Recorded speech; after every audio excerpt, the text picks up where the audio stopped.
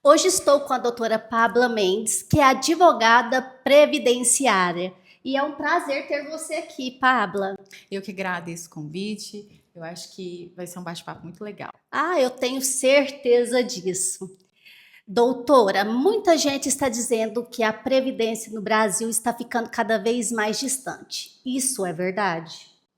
Então, né, a previdência não está distante, mas as formas de se aposentar, sim. Então, infelizmente, com a reforma da Previdência em 2019, nós tivemos retrocessos, né, que a gente considera em razão da perda de direitos. Mas as pessoas ainda vão se aposentar, as pessoas vão continuar contribuindo, vão fazer jus a direitos no INSS, na Previdência Social.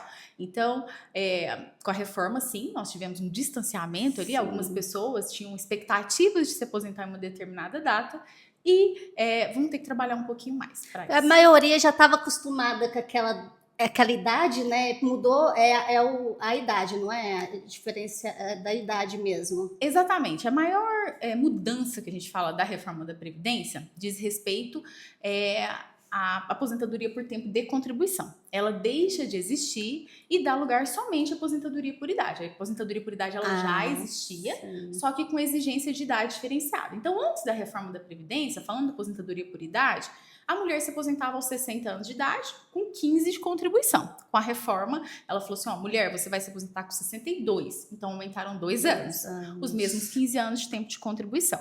E para o homem, a idade mínima, que era 65 anos, manteve, não mudou, mas passou a exigir de 15 anos de contribuição 20 anos. Só que esses 20 anos, é importante a gente falar que só vale para quem começou a contribuir após 2019. O homem que contribuía antes vai se aposentar com os mesmos 15 anos. Essa foi a grande mudança.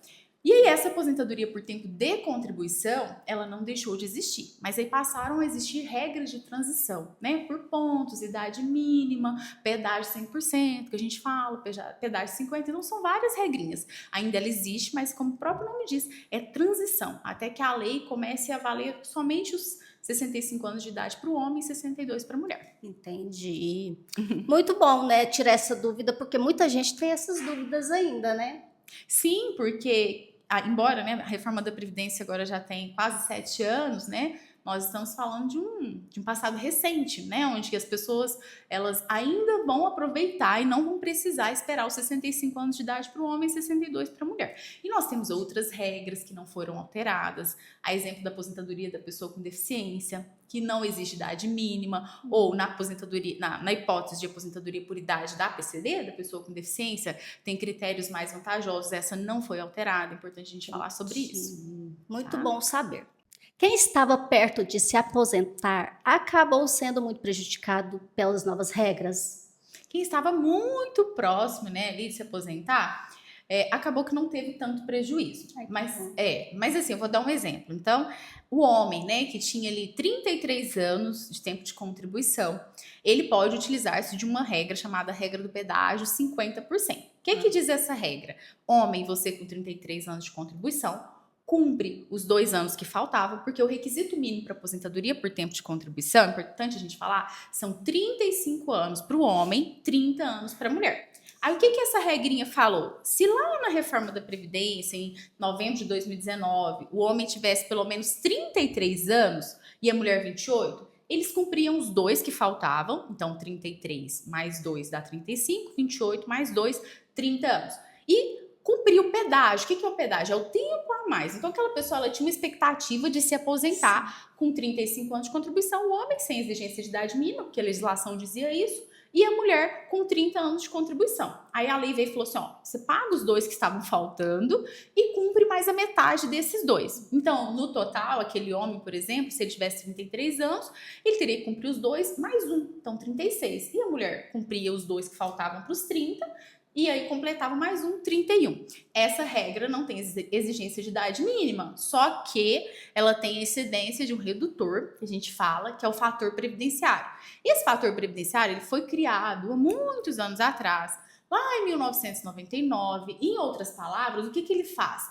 Ele reduz a renda da aposentadoria, faz um cálculo e considera a expectativa de vida do trabalhador. É dizer, quanto mais jovem aquele trabalhador se aposenta, maior o fator previdenciário. Então, ele tem uma perda significativa. Então, qual que é a importância de a gente falar dessas regras de transição para o trabalhador? Para que ele faça, de fato, um planejamento previdenciário. O que é o objetivo?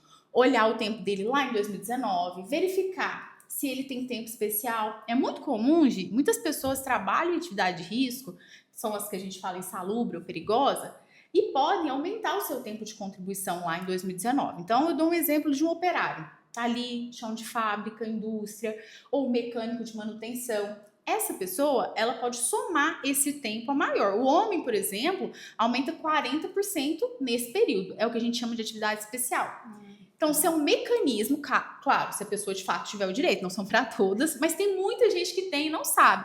Os enfermeiros que trabalham ali expostos a agentes biológicos, os técnicos de enfermagem, todas essas pessoas, apesar da lei ter sido alterada, elas podem aproveitar esse tempo para aumentar seu tempo de contribuição e se aposentar mais cedo, entendeu? Então, assim, tem mecanismos que a lei permite que, obviamente, tem que ser analisado.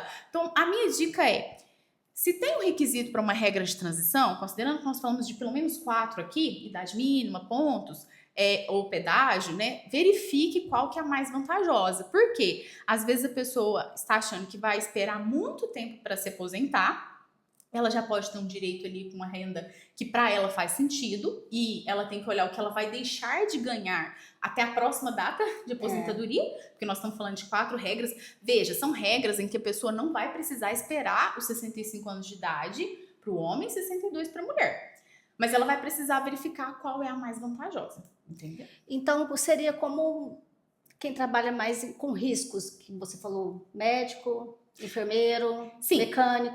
São alguns exemplos, né? Essas pessoas, elas podem utilizar esse tempo, né? O pessoal trabalha ali na mineração, aqui na região, né? Nós estamos em Minas, mas nós temos a região aqui que tem mineração, que tem as indústrias. São pessoas que trabalham, de fato, expostas. Né, a agentes nocivos. Sim. Nós temos também quem trabalha em área rural, né? Nós sempre gostamos de falar disso. O trabalhador rural, que é muito peculiar da nossa região também, Minas Gerais, na verdade do Brasil todo, né? Quem nunca teve uma infância na zona rural, né? Ou teve, ou de fato trabalhou, ou conviveu ali com alguém que esteve. E essas pessoas que trabalham em atividade rural na infância ali, o que a lei fala? A gente pode computar esse tempo também como tempo de contribuição, mesmo que a pessoa não tenha de fato contribuído com o INSS. Ah, mas como que faz, né? O tempo ali, a pessoa trabalhou na zona rural. A partir dos 12 anos de idade, eu posso pegar esse tempo, se ele trabalhou até 31 de outubro de 91, que é a edição de uma lei, né, que lá 8.213, que fala assim, olha, quem trabalhou até 31 de outubro de 91, esse período anterior, com a documentação de tempo rural, notas fiscais, a escritura do sítio, da propriedade, os produtos que vendiam, aquela família ali que vivia e economia familiar. Aquele trabalhador ali que não tinha aquelas grandes propriedades, que não era com empregados, grandes maquinários, mas pessoas que de fato trabalhavam na roça, né, que a gente fala. Esse período também a gente aplica hoje. E com a reforma da Previdência, a gente não despreza isso, entendeu? São períodos que de fato melhoram o tempo da pessoa, sem que ela tenha ali contribuído efetivamente, mas que é legítimo, é legalizado, tem que ter as provas, né? Tem que ter as provas, sim. E testemunha também pode, desculpa. Mas realmente tem que ter uma prova, né? Então, se não tem papel, tem as testemunhas, né? A prova testemunhal, ela vem junto com a documental. Entendi. E a reforma da Previdência foi realmente necessária ou ela acabou prejudicando o trabalhador brasileiro? Então, Gi, a gente entraria ali num aspecto muito de custeio da Previdência Social, que a gente fala assim, olha, vamos olhar para as contas do governo, o que de fato a reforma da Previdência, né, trouxe de benefício para o país, né? Porque também a gente não pode ser, primeiro, aposentadoria para quem contribui com o INSS, certo? Então a gente não está falando, nós temos também o sistema previdenciário que entra os benefícios assistenciais, o BPC-LOAS, né? Mas aqui nós estamos falando de aposentadoria. Então eu tenho um custeio. Quem se aposenta? De fato, quem contribui com o INSS. Sim. Nós não podemos falar em aposentadoria sem, de fato, contribuição previdenciária.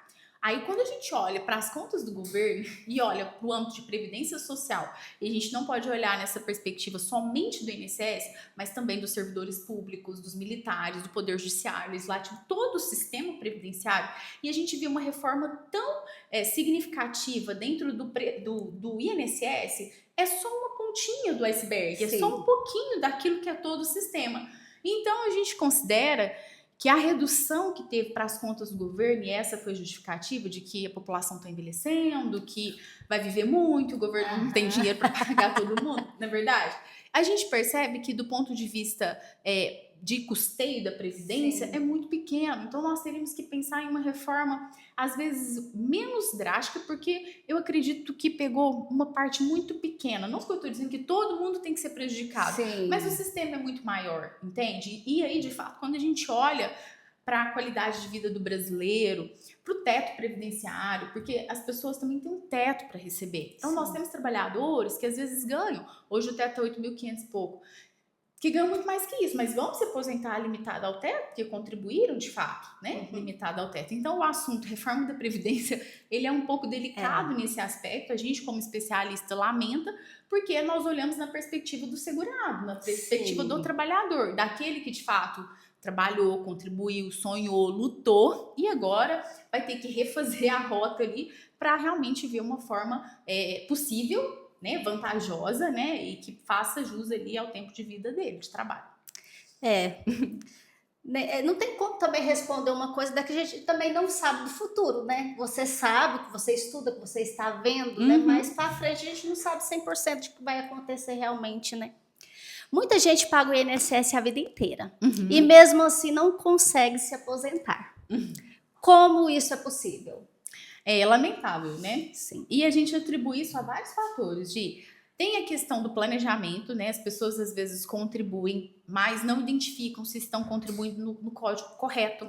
Nós temos hoje, a exemplo dos autônomos, né? Os autônomos eles podem contribuir com 3 alíquotas, 5, 11 e 20%. Quem contribui de acordo com cada alíquota? Então, por exemplo, nós temos os MEI, microempreendedor individual, alíquota de 5%. Os outros contribuintes individuais, que são os empresários, autônomos, né, informais até, exemplo de um motorista de aplicativo, todos nós, né, nós somos considerados contribuintes obrigatórios, porque nós exercemos atividade, né, de renda. Então, se eu produzo renda, eu tenho que contribuir com o INSS. Só que as pessoas, às vezes, elas recolhem de uma forma errada, e aí chega lá no futuro, isso tá irregular no relatório lá do INSS. Então, qual que é a importância de você, desde muito jovem, contribuir com a Previdência e saber da forma que está contribuindo? É muito importante, então. Por exemplo, CLT, né? Os empregados, né, que estão ali com carteira assinada. Sim. Esses também têm problemas? Tem problemas. Por quê? As empresas, às vezes, mudam de CNPJ. Então, qual que é a importância? Eu sempre falo, guardar a sua carteira de trabalho física. Embora agora nós estejamos na era digital. Tem muita gente que precisa desse documento, chega lá no momento de dar entrada no INSS, tem uma irregularidade naquele vínculo, no CNIS, que é o relatório que a gente fala, e a gente fala, Sr. João, cadê a sua carteira desse período? Eu perdi. Sr. João, vamos atrás da empresa? Porque esse vínculo aqui está com a pendência, nós precisamos comprovar que o senhor trabalhou lá. O senhor está sem a carteira. Vamos olhar FGTS, vamos olhar, porque são registros que comprovam aquilo ali. Então, respondendo a sua pergunta, tem muita gente que paga INSS e chega no final e pode não se aposentar? Sim, se a documentação não estiver certa, se ele não contribuiu da forma correta, sim, ele não vai se aposentar. Porque a maioria acha, não, eu estou pagando, eu vou conseguir aposentar quando chegar a minha idade. E ela não pensa nessas partes realmente, né? Porque ela chega, não, agora eu aposento e pronto, e vai atrás e dá de cara com não. E o pior equívoco também, né? Pior do que não contribuir, é a pessoa achar que vai chegar nos 65 anos e todo mundo vai aposentar. Isso não é verdade, isso é o maior mito que, infelizmente, né, nós temos. Eu me deparo com pessoas que chegam no escritório e, eu tenho 10 anos de contribuição, toma aqui, eu quero aposentar. Mas eu fiz 65 anos, mas não é necessário somente os 65. Você precisa ter idade, no caso do homem 65 anos de idade, a mulher 62, e pelo menos 15 anos de tempo de contribuição. E também a gente fala nessa perspectiva das pessoas com deficiência. Sempre vou trazer isso aqui para a gente esclarecer, porque tem uma aposentadoria que é a aposentadoria da pessoa com deficiência.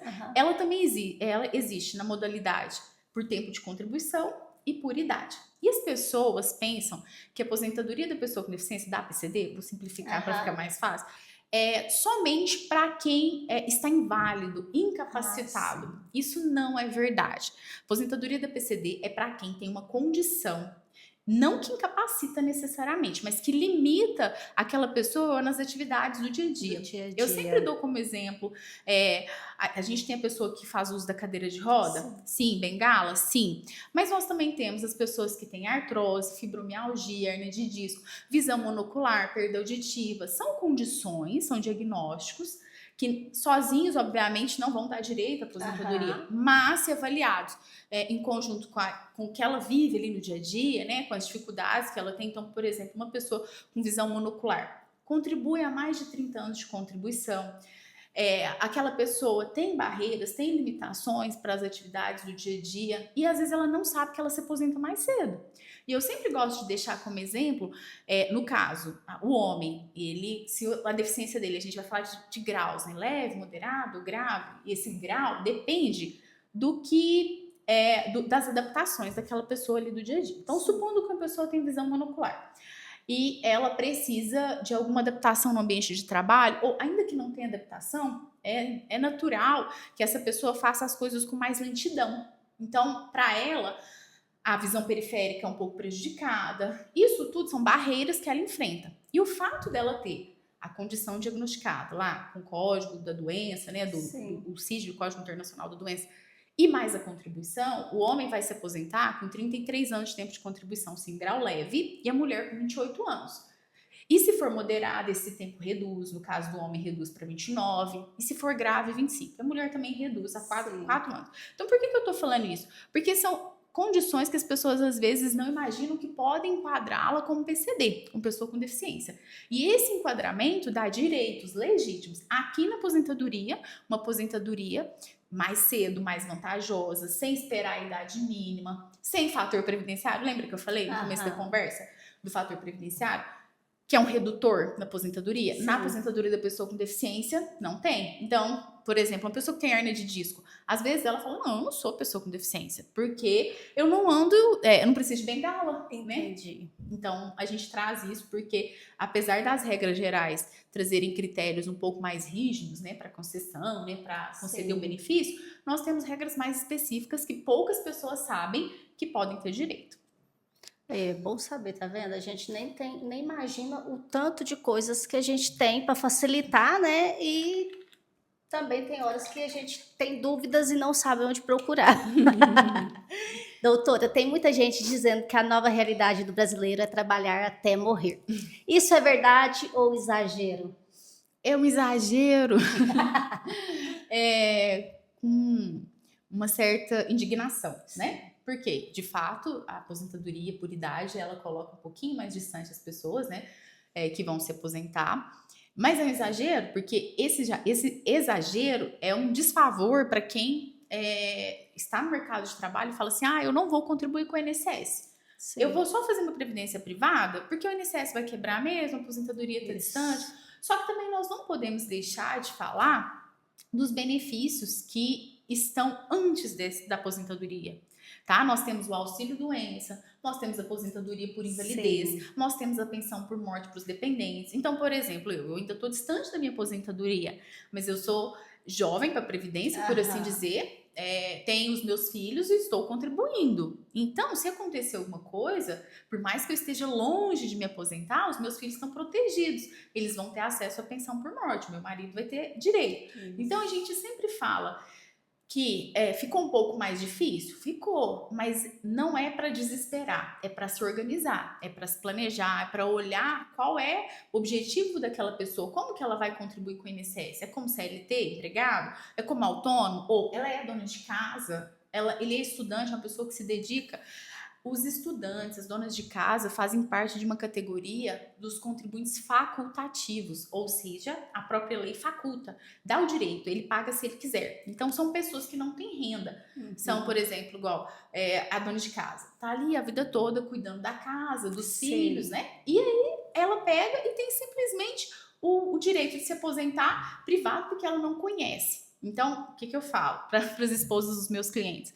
Eu falo assim, olha, se elas estão junto, fala, você contribui com o INSS? Não, mas eu não trabalho. Eu falo, deixa eu te contar, tem um código que pode fazer com que a senhora se aposente. Então, verifique, faça uma análise, um estudo, vê quanto tempo aquela mulher tem ali.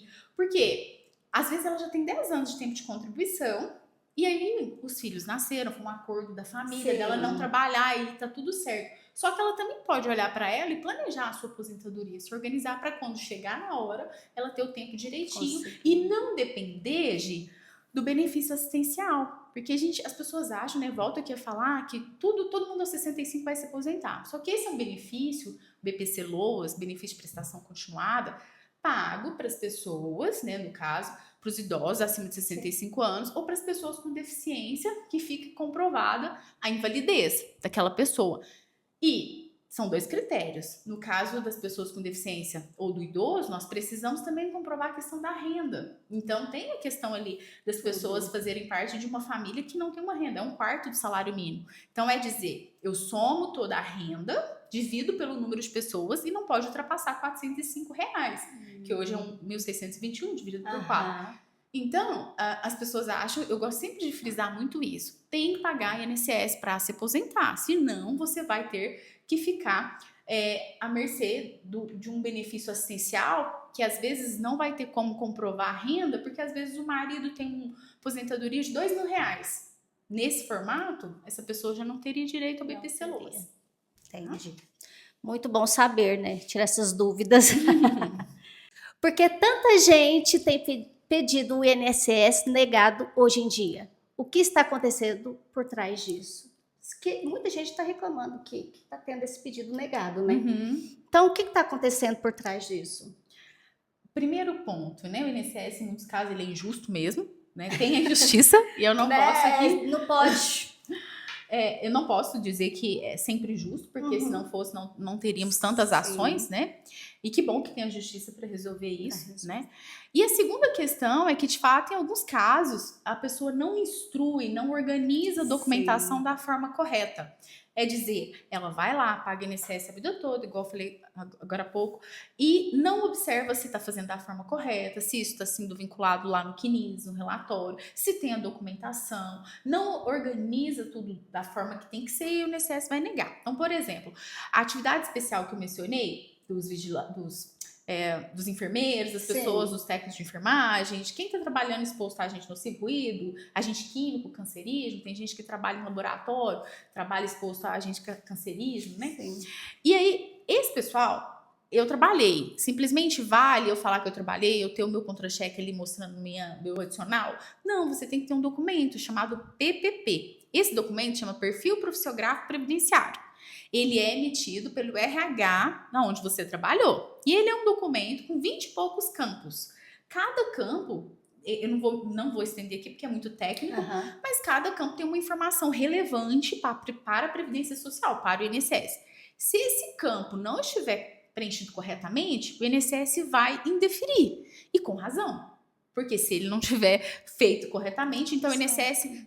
nem sempre ele tem razão? Não, tem vezes que ele tem razão, porque às vezes o trabalhador não juntou a documentação adequada para que o INSS avaliasse. E mais, aí dificulta pra gente ir para um processo judicial, porque eu tenho que ir para uma ação judicial quando de fato é fruto de uma injustiça. Quando a gente olha e fala assim, o trabalhador tem direito? Tem. Ele juntou a documentação correta? Juntou. O INSS negou? Sim. Então vamos para a via judicial? Vamos entrar com recurso administrativo? Vamos dar uma nova entrada no INSS com a documentação correta? Tudo isso a gente tem que olhar na perspectiva do caso. Então, as pessoas precisam entender que a aposentadoria, né, é um negócio, é muito precioso. Eu falo disso, a gente trabalha com vidas, a gente trabalha com famílias, são pessoas que trabalharam a vida toda, que contribuíram, que têm uma expectativa e que, lamentavelmente, às vezes não vão ter a informação correta.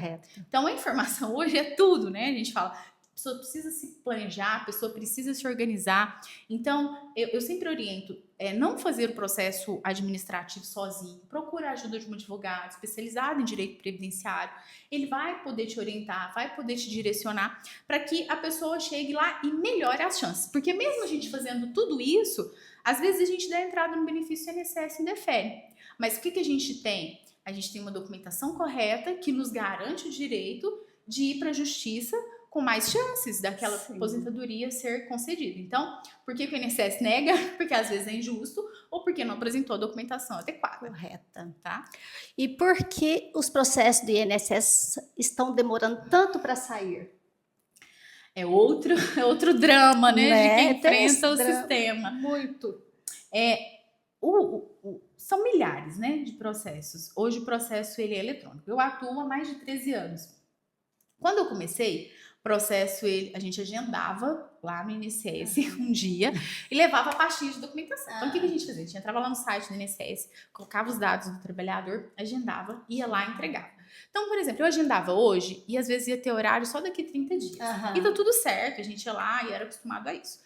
Só que agora o processo ele é eletrônico. Então, você pode dar entrada no INSS domingo, 3 horas da manhã. Quando quiser. Quando quiser. Que bom, porque isso melhorou para nós, melhorou para o trabalhador. Isso é celeridade.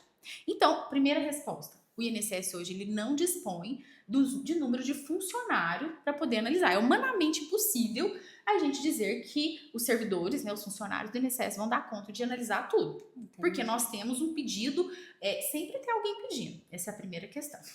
A segunda questão é que os processos, como eles não estão bem instruídos, bem montados, às vezes a pessoa entra lá e só coloca documento, só coloca. Não organiza essa documentação, não explica para o INSS. É importante fazer uma petição, explicando, fundamentando o seu pedido, facilitar a vida de quem vai analisar. Né? Isso é uma coisa, eu já faço isso há muitos anos. Por quê? Porque eu percebo que é algo que melhora para quem vai analisar. Significa que o fato de fazer isso por si só vai ser concedido ou vai andar mais rápido? Não. Significa que você está fazendo o seu papel de levar a documentação correta, da forma fundamentada correta, para quem vai analisar, na hora que parar, falar assim, deixa eu ver isso aqui. E olhar de uma forma que justifique. Quanto à demora ainda? O INSS ele tem um acordo com o STF, com o Supremo Tribunal Federal, que fala dos tempos de benefício, de modo geral. Então, por exemplo, uma pensão por morte, 60 dias, um benefício de aposentadoria, 90 dias. Então, o que eu sempre olho? Qual que é o prazo máximo que o INSS tem para analisar um benefício? 90 dias. Pabla, o INSS já está 120 dias, não analisou. O que eu faço? O que nasce a partir desse momento? Nasce uma análise estratégica para ver se impetra o que a gente fala, né? Impetra o mandado de segurança, que é uma ação judicial, uma medida judicial que faz com que o INSS seja obrigado a finalizar o seu processo. Naquele tempo. Mas quais são os cuidados que nós temos que ter com essa ação? Eu sempre falo isso muito com os meus clientes. Nós não podemos simplesmente sair impetrando o mandado de segurança porque o juiz vai falar assim, INSS, você extrapolou o prazo, você violou o direito, finaliza. O INSS vai falar sim, beleza. Pelo sim ou pelo não ele vai fazer. E nem sempre essa análise é uma análise de mérito, que a gente fala, uma análise dedicada, específica para aquele caso. Então, muito cuidado, mas tem que ser avaliada uma possibilidade aí estratégica. Tem jeito de fazer o INSS finalizar o seu processo. Só que tem que ser avaliado de forma estratégica. Porque tem casos que é mais vantajoso esperar mais um pouquinho, porque pelo menos você vai ter uma resposta. E aí, dessa resposta, você pode interpor um recurso administrativo. Se tudo der certo, beleza, todo mundo feliz. Mas se não der certo, você pode interpor um recurso administrativo, você pode entrar com ação judicial, isso tudo tem que ser avaliado. Então, 90 dias, um exemplo. E você consegue com 120. Você consegue receber, quando começar a receber, esses dias todos que ficou? Sim, o que a gente fala é o recebimento desde a DER, data de entrada do requerimento. Se eu protocolei hoje, mesmo assim, o INSS foi conceder meu benefício daqui 3, 4, 5 meses, legalmente ele é obrigado a pagar esse período que a gente chama de retroativo, atrasados, tudo isso. Que bom, né? Porque assim, por mais que demora, e a pessoa pode estar precisando no momento, mas ela não deixa de receber ele pra frente, né? Exatamente. O bom é isso. É o que é o justo mesmo, mas por isso que eu tô falando da importância de trazer o documento correto. Por quê? Supondo que a pessoa entrou hoje. A INSS vai e faz uma exigência, que o INSS pode fazer uma exigência de documentação no curso do processo. Aí ele vai e fala assim, olha, me traga o PPP, né, o documento lá, o XPTO, para eu poder analisar, porque esse aqui tá errado, alguma coisa assim. Hoje o INSS tem entendido que os atrasados vão contar do cumprimento dessa exigência e não da data de entrada. Então a importância que a gente tem de estar com a documentação adequada na data de entrada do requerimento. É fazer com que esses atrasados eles sejam devidos. Porque se você juntar um documento no curso do processo administrativo, você está sujeito a perder esses valores. Não significa que vai perder. Mas tem casos que o INSS olha e fala assim, ó, vou pagar da juntada do documento tal, porque na data que você deu entrada, você não protocolou os documentos adequados, entendeu? Estavam todos juntos Exatamente. no momento, né? Uhum. E muitas pessoas estão esperando meses por perícia médica. O que está acontecendo com esse sistema? Perícia médica? Isso.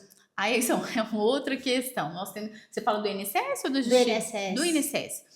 É questão mesmo dessa demanda, né? Que é grande, que de fato existe, né? O governo tinha sinalizado que ia finalizar toda a fila e agora já voltou a falar que não é possível, né? Mas a perícia é um problema, sim, e é em razão da demanda, né? Do grande número muitas de pessoas, casos, né? Ao mesmo tempo. Doutora, por que tanta gente só consegue o benefício do INSS depois que entra na justiça? É o que eu falei, tem alguns casos que são injustos, por assim dizer, né? Sim. Então, o exemplo que a gente dá às vezes essa aposentadoria da pessoa com deficiência é um motivo de negativa administrativa, porque às vezes ele não vai se enquadrar no critério de deficiência para fins previdenciários. Sim. Então, às vezes, ele tem uma deficiência em grau moderado e o INSS enquadra como grau leve, ou nem enquadra, porque tem uma análise que a gente fala que é subjetiva, né, da pessoa. Então, o perito do INSS, ele tem uma visão de como ele vai enquadrar aquela pessoa ali como PCD, pessoa com deficiência. E depois ele vai passar por duas avaliações, do perito e do assistente social, que é o que a gente chama de avaliação biopsicossocial. Então, ele faz essa avaliação, aí dá uma pontuação. A assistente social vem dar outra pontuação. Se soma essa pontuação e não dá de acordo com o critério que a lei exige, o INSS vai indeferir, certo? Aí, por que vai para a via judicial? Ou por que entra com recurso administrativo? Para você ter revisto aquele caso, porque em muitas vezes aquilo ali é injusto. Então, você ter apreciado e falar assim, por que acaba na justiça? Porque, às vezes, o INSS não reconhece da forma devida, legítima. Sim. E aí, por isso, a gente tem que buscar a via judicial. Entende? No caso dessa da aposentadoria da PCD, às vezes ele vai enquadrar o grau de deficiência errado, né? Ou seja, aquela pessoa tem direito ali de ser enquadrada como PCD em grau moderado e ela leve. E aí não dá o direito, porque somada a pontuação, aí não vai enquadrar o tempo de contribuição, indefere, a gente vai para a via judicial. Também tem uns espertinhos que tentam aposentar sem poder, né? Fala que tá doente, tem um problema. Tem esses problemas também, né? Eu falo, gente, a gente tá aqui... Não, é verdade. Eu atuo em favor do segurado, mas a gente tem que atuar de acordo com a verdade. Sim. E nós, enquanto advogados, somos os primeiros juízes da causa. Então, para que eu entre com o processo, eu preciso ter a ética e o compromisso de analisar aquele ali. Por vezes, a gente fala assim, olha, eu entendo a sua queixa, mas do ponto de vista previdenciário, aqui o senhor não tem direito. E quem é sério, quem é comprometido, não sai entrando com a ação assim, só para ver o que dá. Não, o processo demora, um processo é oneroso, um processo demanda tempo do advogado, do cliente, cria expectativas. Então, eu falo, a gente tem que ser a primeira juíza da causa. Sim. Nós não podemos, porque sim, tem muita gente, e aí pessoas que não estão de boa fé que acabam prejudicando quem está. É verdade, tem muita mesmo. E por isso também que realmente demora mesmo, porque vai procurar, acha que está apto para aposentar e não está realmente, né? Não, tem gente que não, tem gente que chega e você faz uma análise. E às vezes aquela pessoa nem faz de má fé. Tem pessoas que às vezes chegam com uma expectativa, ai, nossa, doutora, mas me falaram que eu posso, que eu não sei o quê, porque eu enquadro, porque eu tenho isso, porque não sei o quê. Aí a gente vai entendendo, vai fechando e fala, deixa eu explicar uma coisa pro senhor. Para isso acontecer, tem que ter isso, não é algo tão simples assim. Para isso acontecer, o senhor tem que fazer isso. E vai organizando as ideias para explicar para aquela pessoa o momento mais adequado. É verdade. Quem trabalha por conta própria, autônomo, está realmente protegido pela Previdência?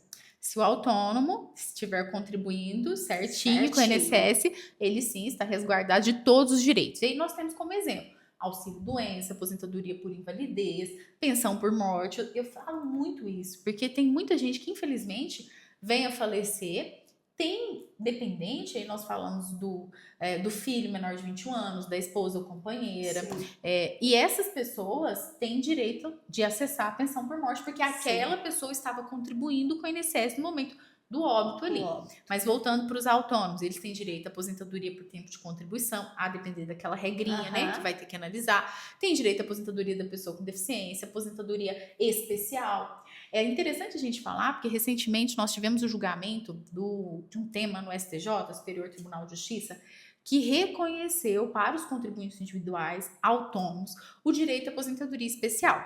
Então, nós podemos aí pensar num dentista, num médico, pessoas que trabalham ali no seu consultório e que estão expostas a agentes biológicos, né? Então, essa pessoa pode se aposentar mais cedo. A aposentadoria especial hoje, só para a gente falar rapidamente, é aquela em que a pessoa trabalhou exposta a agentes nocivos e ela pode se aposentar. Quais são as regras, né? No caso de quem trabalhou exposto a agentes biológicos, a pessoa precisa completar uma pontuação mínima, são 86 pontos. Então, a pessoa precisa ter, dentro desses 86 pontos, somar a idade, o tempo de contribuição e ter, pelo menos nesse tempo de contribuição, 25 anos de área de risco, né? Então, eu tenho como exemplo uma dentista. Dentista, trabalhou ali a vida toda contribuindo como dentista, e aí, somando essa pontuação, ela pode se aposentar mais cedo. Aí a gente também tem, para quem trabalha em mineração subterrânea, que é o de 76 pontos, e quem ia em 66. Mas aqui do contribuinte individual, só para a gente explicar, ele tem acesso, ele tem direito a esse benefício, porque ele paga INSS. Sim. Mas para os autônomos, é importante a gente falar o planejamento, né? Porque diferente de uma pessoa que é empregado, que tem um registro, tem um desconto ali obrigatório, do INSS, que o patrão já faz, desconta e também paga para a Previdência, ele tem que recolher sua própria contribuição previdenciária. E aí, nesse formato, ele precisa se organizar. Qual regime de tributação esse autônomo está vinculado? É uma empresa que está no Simples Nacional, que está no lucro presumido? Ele é informal? Qual que é de fato a realidade dele para a gente enquadrar ele na melhor forma? Mas sim, tem direito, tem que pagar INSS para estar resguardado. Eu fiquei 3 anos encostada, doutora. Como esse período pode impactar quando a pessoa começa a receber a aposentadoria? Porque eu fiquei 3 anos, né? Então, será que esses 3 anos eu fico mais tempo pagando? Ou para aí é o tanto certo? Como que é isso? Então, recebeu o benefício? Recebeu o auxílio-doença? 3 anos. Então, esse período, o que a legislação fala? Se ele for intercalado com contribuição, ele conta na continha lá da aposentadoria, na contagem de tempo. Como que é? Então, por exemplo, a pessoa trabalhou janeiro de 2026. E aí ela se afastou de fevereiro de 26, mais 3 anos. Sim. Mas ela teve a contribuição em janeiro, certo? Entendi. Ali pode ser empregada, autônoma, qualquer categoria de contribuinte, né? De segurado no INSS. Aí ela ficou 3 anos. Para que esses 3 anos possam ser contados como tempo, ela tem que sair do auxílio-doença e pagar o INSS. Se ela não pagar o INSS, esse período não vai ser computado. Então, qual que é o erro das pessoas? Elas estão em auxílio-doença, aí elas cessam ali, o INSS cessa aquele benefício, e aí ela simplesmente não paga mais. Porque às vezes está com problemas financeiros, o que é natural, né? A gente acaba entendendo isso, mas legalmente nós precisamos que esse auxílio-doença ele tenha contribuição antes e depois. Porque se não tiver, não vai computar como tempo. Mas você fala esse antes e depois, por exemplo. Fiquei esses 3 anos, e aí, para pagar depois, você fala, esse período de 3 anos eu tenho que continuar pagando, ou só depois, por exemplo, não ser mandado embora, continuar pagando INSS normalmente? O período de 3 anos de auxílio-doença não precisa pagar INSS, não deve pagar, porque você está, de fato, afastada. Não deve, não paga INSS, porque senão vai ter problema. Qual que é o problema?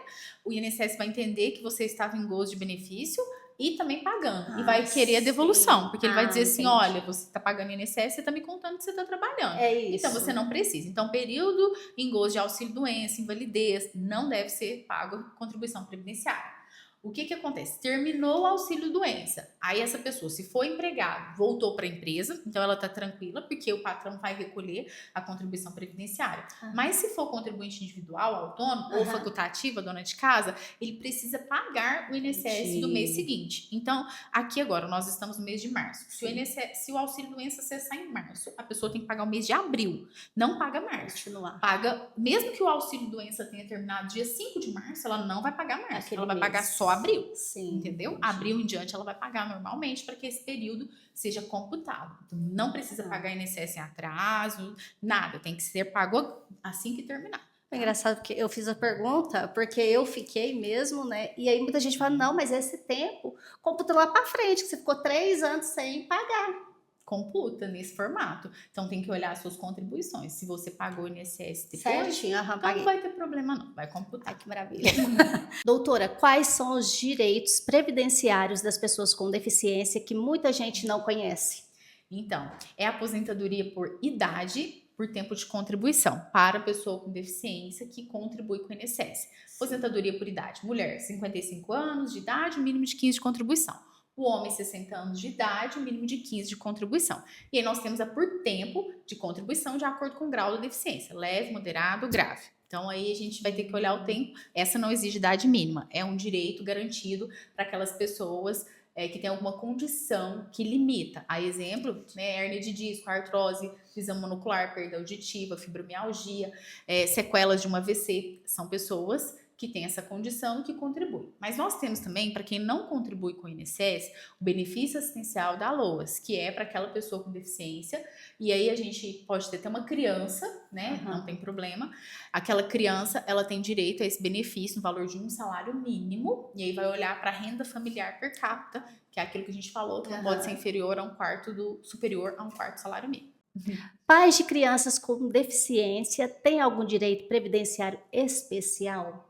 Os pais da criança não, mas a criança sim, né? Então, aquela criança que tem deficiência e que aquele pai cuida, aquela mãe cuida, né? E que não tem condições, que tem uma renda, às vezes nem tem renda, uma renda muito baixa, Sim. né? Sim, eles têm direito ao benefício, a criança tem direito ao benefício assistencial, BPC LOAS. E agora vamos pro bate-bola, que é a hora que eu adoro. A aposentadoria no Brasil está com os dias contados ou isso é exagero? É um exagero. Nós temos o sistema previdenciário que funciona, que tem vários direitos, né? Nós falamos aqui, nós temos aposentadoria por idade, por tempo, para a pessoa com deficiência, aposentadoria especial. Ela tem requisitos um pouco mais rigorosos, mas existe, as pessoas precisam conhecer e contribuir com o INSS. O problema também está acontecendo muito em questão de as notícias que estão saindo, né? E as pessoas ficam com muito medo de não receber mais aposentadoria, pagar e não receber, né?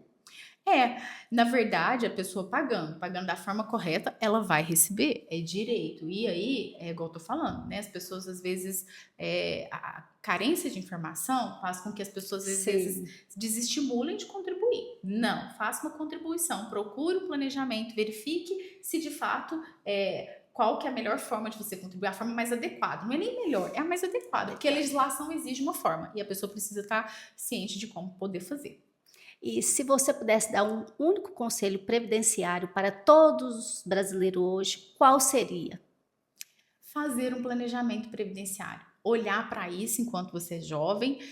A reforma da Previdência, volto a falar, né, foi um marco divisor, mas ainda os direitos previdenciários existem, eles precisam ser olhados e só não fazer da forma sem conhecimento. Então, fazer um planejamento previdenciário, não deixar de contribuir. Lembre-se que, além de você está protegendo também seus dependentes. Porque aconteceu comigo, meu pai faleceu, eu tinha 3 anos, e eu recebi até os 18, até os 18 mesmo, é 21? 21. Acho que é 21 mesmo, até os 21 e minha irmã também. Sim, 21. Recebendo certinho, gente. E Pabla, onde as pessoas te encontram nas redes sociais? Instagram, TikTok, Facebook, @Pabla Mendes, podem procurar lá, tem muito conteúdo legal. E nós também temos o nosso escritório, do qual eu sou sócia, que é o @Mendes Paniago. Estou muito feliz de você ter vindo aqui tirar todas essas dúvidas minhas e de várias pessoas. Estou muito feliz de ter você aqui. Eu agradeço muito o convite, foi um papo muito legal e estou à disposição. Muito obrigada. Obrigada.